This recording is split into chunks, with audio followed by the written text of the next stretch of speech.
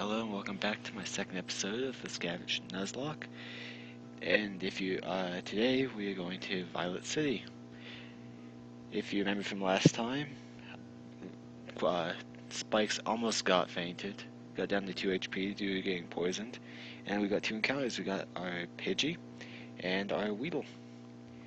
So yeah, we're just gonna work our way up the route, get to Violet City, and see where we go from there. Hoot hoot.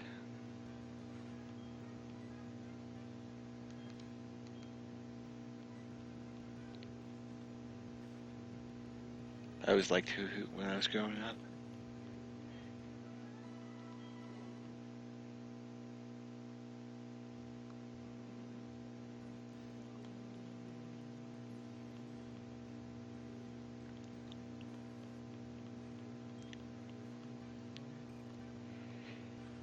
Spike is by far the strongest member of our team. I haven't even trained the other two yet. I probably should switch train them, but that will be something to do maybe between episodes. I don't think anyone wants to watch me grind up two Pokemon, but still.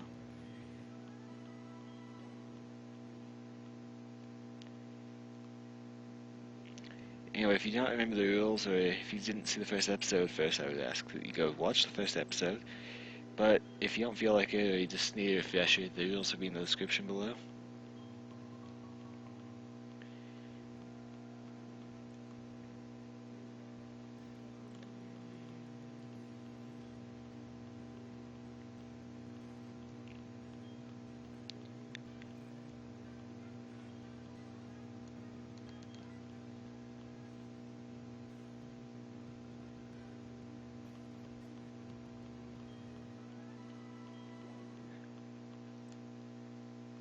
I really am focusing on Spike, just trying to get him full level. Well, not fully leveled, I'm not going to go to 100 before Violet City, but I am trying to level up more.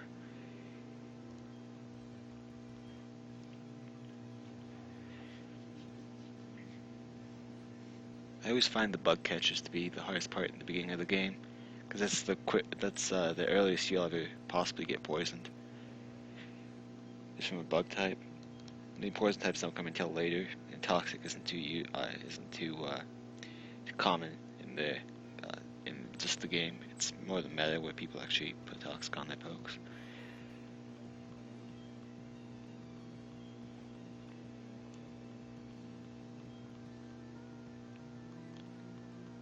Was Walt's other Coyote.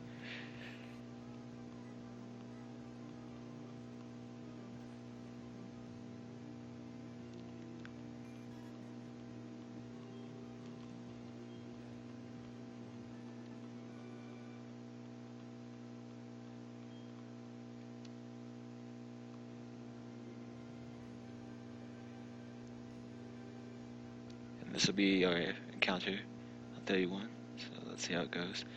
Hoping for something good.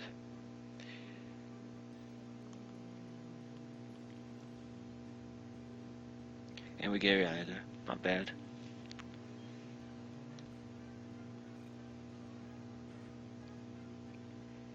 We'll have to pick between this and Pidgey though, because they're both primary type normal. Try to decide whether or not this will faint.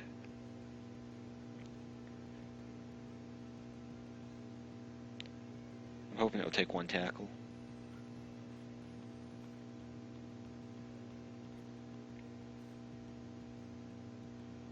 Yeah, that's just over half.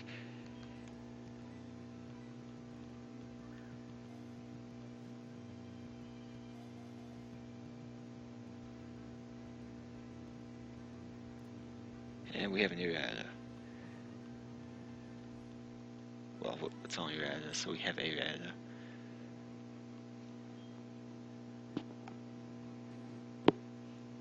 The mouse Pokemon. Pokemon that starts with where you're at is actually a mouse. Talk about false advertising.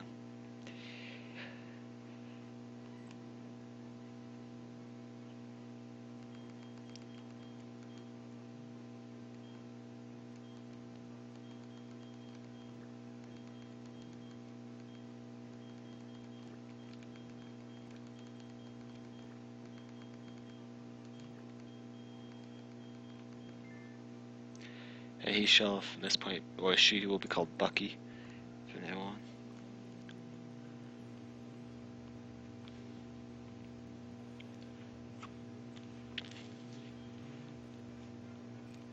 Actually, would prefer to get Hoot.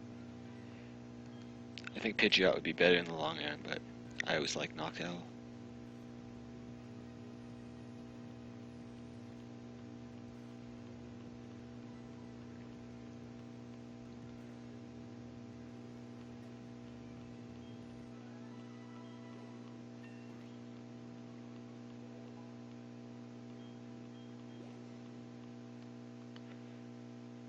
Just 5 levels until Quilava. I don't think I'll be getting them before the end of the episode, but I'll definitely get them in the next 2 episodes.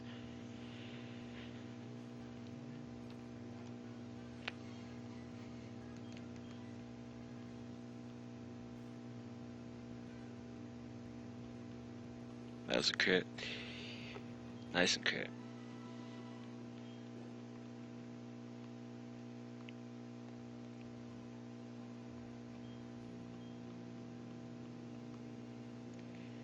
See what this Pokeball has to offer. Okay, that's a good $50. I could also use it, but you know, I'm going to get the encounter in Dark Cave. Just because I can. Honestly, it's probably going to be a Zubat, but I'm not too worried about it. Better just to get it now than later, I'd say. Even though we probably get better Pokemon later on.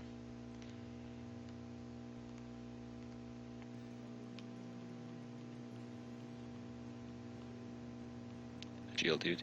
If I can get this Geodude, I'd be very happy.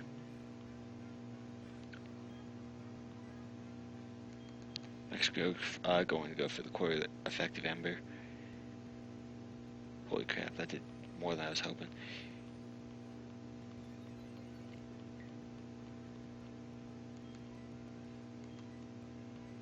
I only have 1 Pokeball left, so hopefully I'll be able to get some. Or hopefully I'll be able to catch it first time. And there we go, have a Geodude.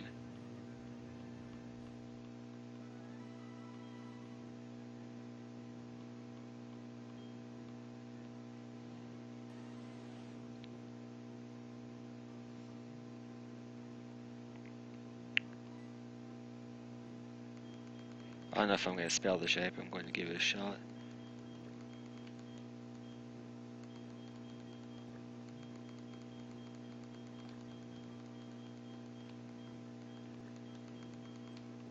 I can name change it later on, if I must, to spell it correctly.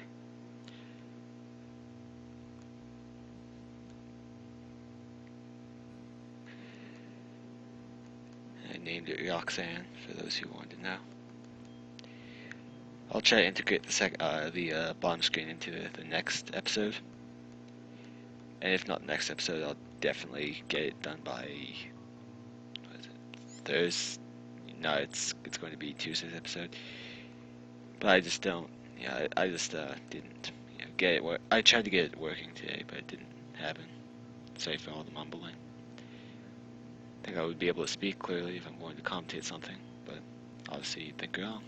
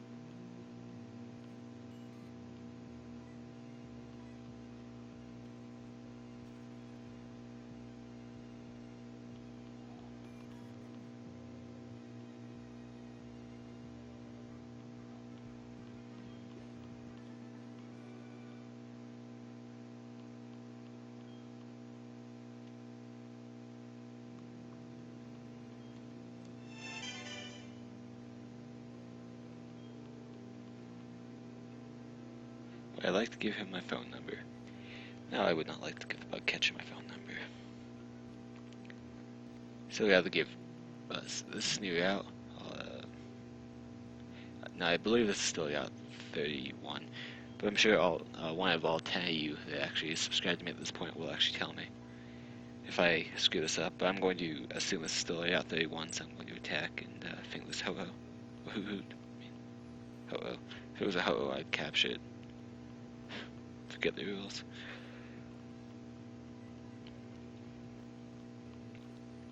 Well, I'd try to capture it, but I'd just would be O-code by everything. And I don't have any Pokeballs that I can. Oh yeah, I do have one Pokeball. Okay.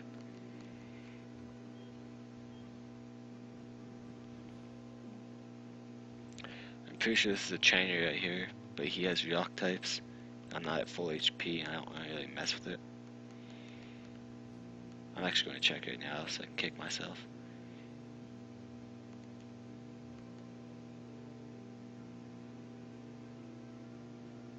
It's not yet. Okay, it's still got 31. Good. Sneak in here. Oh no, rival battle. I think. Hope not, I'm not really ready for that. I got a versus recorder. Too bad Wi-Fi hasn't worked on this game since 2010. I think it was. Might have been before. I know they cut off the black and white Wi-Fi back in 2010.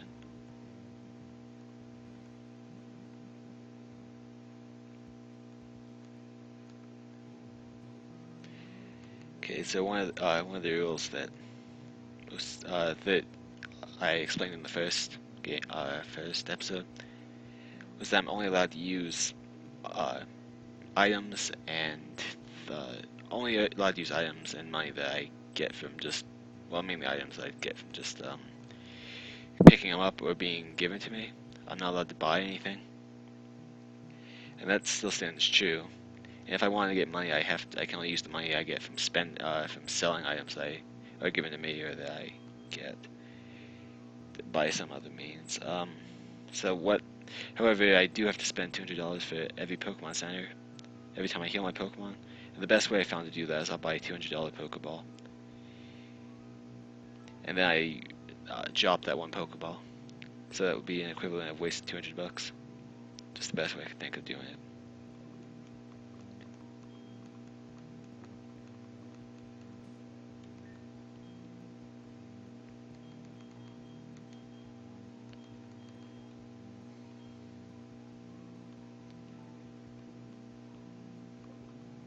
Sorry if I didn't explain that quite concisely enough. I did try. I'm sure I'll get better as it goes on.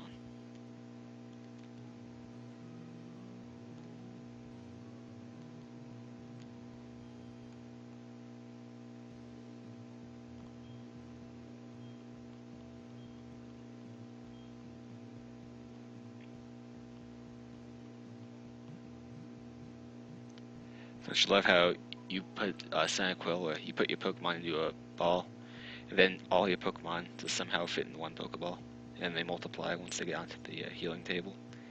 I always thought that was kind of funny, but animation is what it is, I guess, for the time. I'm pretty sure they still do that in Oris as well, so I don't know what I'd be complaining about. So we are at Sprout Tower. Let's see. I could end this episode at 20 minutes, but I don't think anyone really wants that.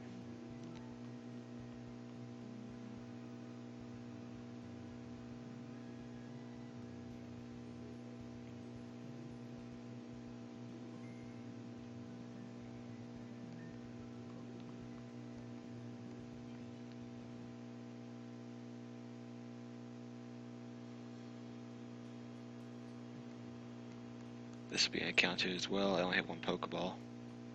Didn't buy any more, so we will see how this goes.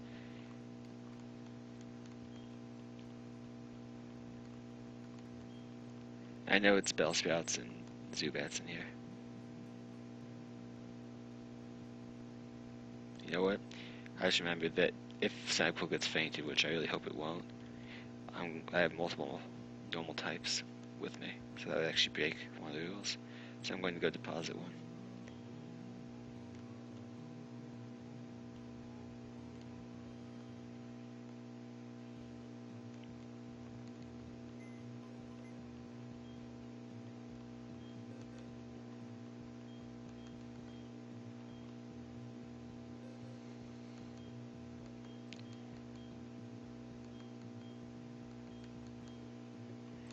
puzzle rider. Also known as Bucky.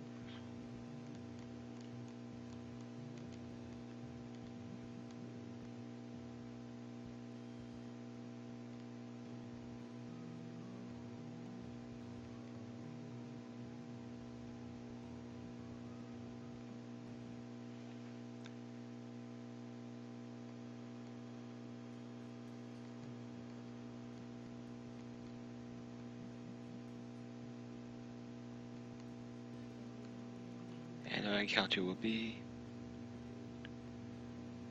Ghastly. I am not complaining. Very good Pokemon to have. However, I do have to go with the Ember if I want to attack it. So I want to try to cold catch it. What other options do I have?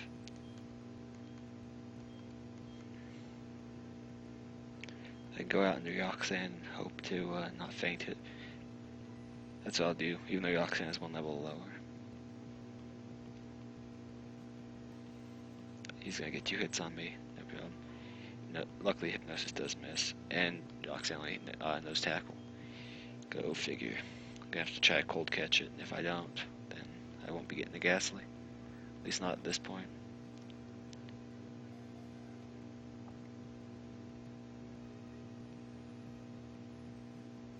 And not gonna be getting the Ghastly. Oh well. It's a shame. And now Roxanne is paralyzed. Great. It's really a bummer though. I would have loved to have had a Haunter. And Spikes is asleep. Spike's asleep.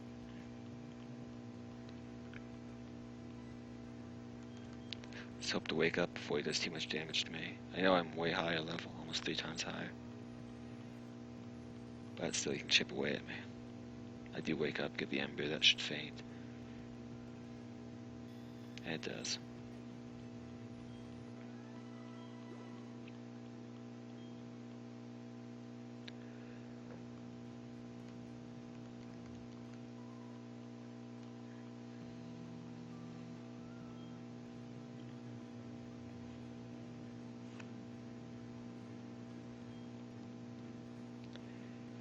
Luckily, Bellsprout Tower does have a lot of Bellsprouts, and Ember just eats through them. Assuming there's 24 Bellsprouts or less, I'll be okay.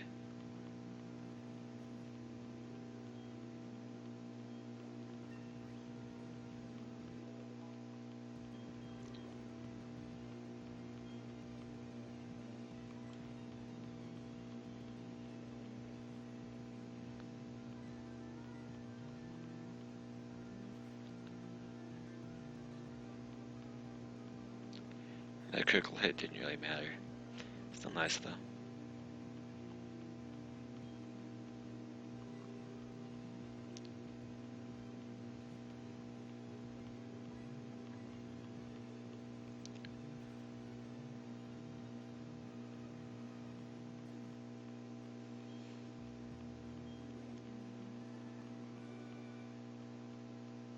Is his name really Sage? No. I think that's what it said. Also, money that's spent to money that's sent to your mother can be spent by her, and anything she buys you is treated as a given item. So you can sell those. That was the one that's the one underwriter I put into the rules to make this a little more possible. That being said, this type of the scavenge lock, which is what I dubbed this type of lock, can only be done pretty much in Heart Gold, Soul Silver, or Gold and Silver, and Crystal.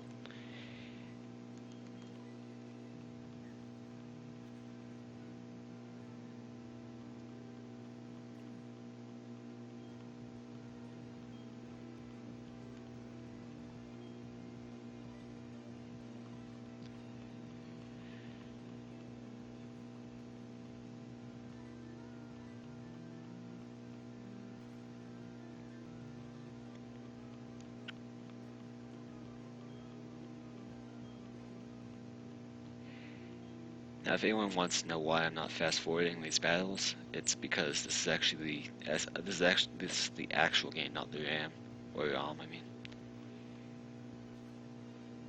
so I don't have the option. Same reason why none of this stuff is randomized. I understand that randomization works, and it's fun and it's pretty appealing to most people.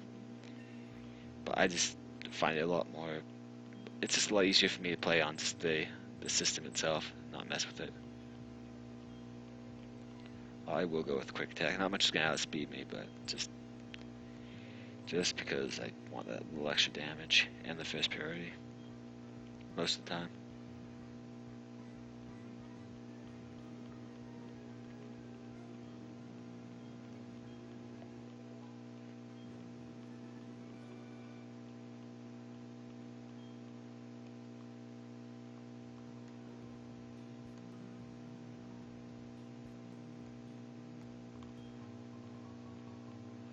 Luckily, this tower is very rich in items just to pick up, which means it's a lot of stuff I can sell.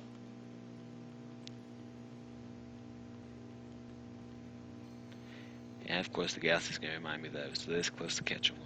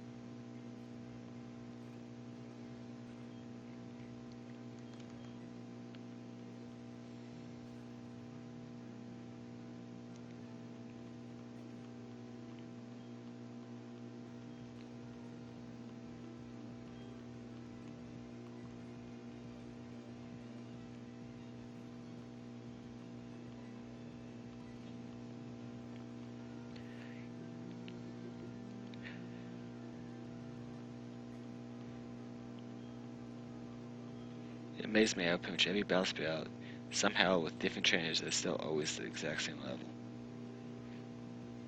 Or within a level of each other. Like, every battle speed out I've battled so far is level 3. I mean, obviously it's in the program to do that, but I just think it's funny. That somehow, if this was a real thing, there's no way they'd all do the exact same power.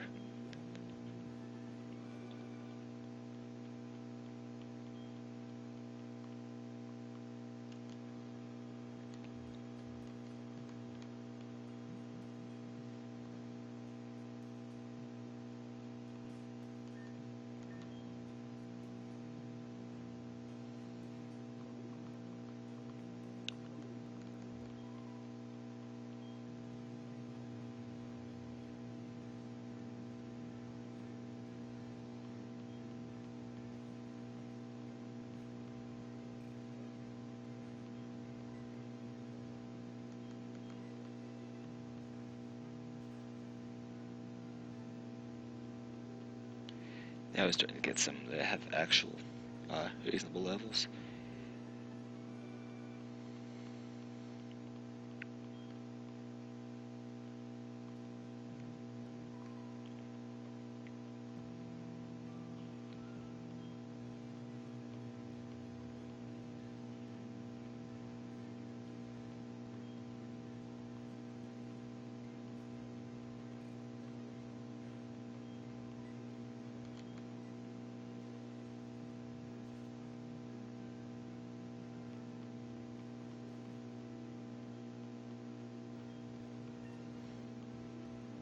Just 2 more levels, get Quill Lava, and now I'll be pretty content for the moment. Neil. When are you gonna see a monk that calls himself Neil? They usually shun their name and go for something a little more ethereal, I guess. And actually, you don't have to wait that long. Quill Lava, I guess, evolves at level 14. Or, I mean, Centiquill evolves at 14. You're a shiny new Quill Lava.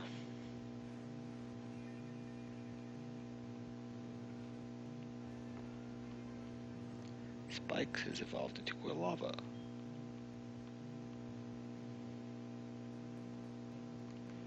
Isn't that so pretty?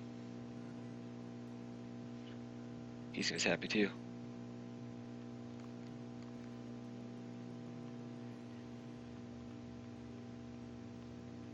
Rata. I know everyone calls it Ratata most of the time, but I just call it Rata. It comes off the tongue a little quicker, and a little better, I'd say. Going to save my last 12 embers, go for a quick attack, hoping that'll faint it. But we know it doesn't, and it does get tackle on me. Won't matter too much. It does 3 points of damage, so I'm just going to go for another quick attack.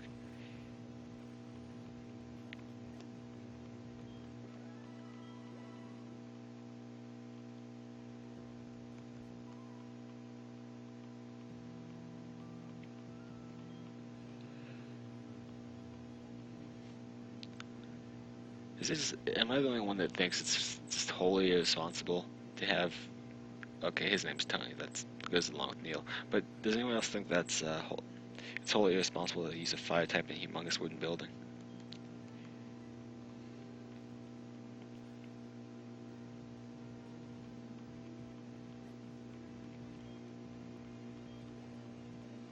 No, his name was Troy, never mind. Not Tony.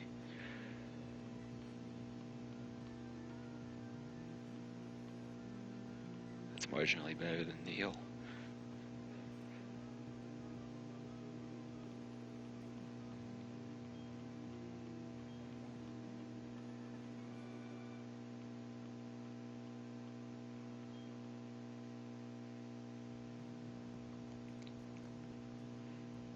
I think we'll save the rival fight for next episode.